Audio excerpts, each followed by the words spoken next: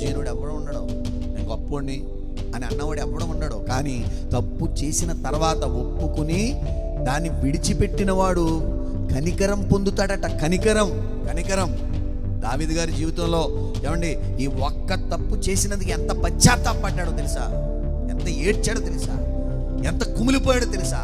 తనలో ఉన్నటువంటి అతిక్రమాన్ని బట్టి, తనలో ఉన్నటువంటి పాపాన్ని బట్టి ఎన్నిసార్లు ఏడ్చాడో నిజంగా.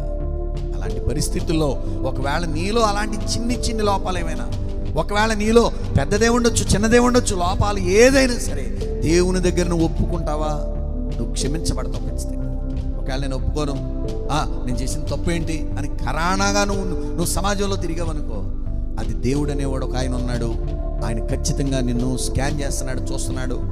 నీ అతిక్రమాలన్నీ కూడా పట్టబయలు చేసేటువంటి పరిస్థితుల్లోనికి రాక మునిపే నువ్వేం చేయాలో తెలుసు, ఆయనకి సరెండర్ అయిపోవాలి.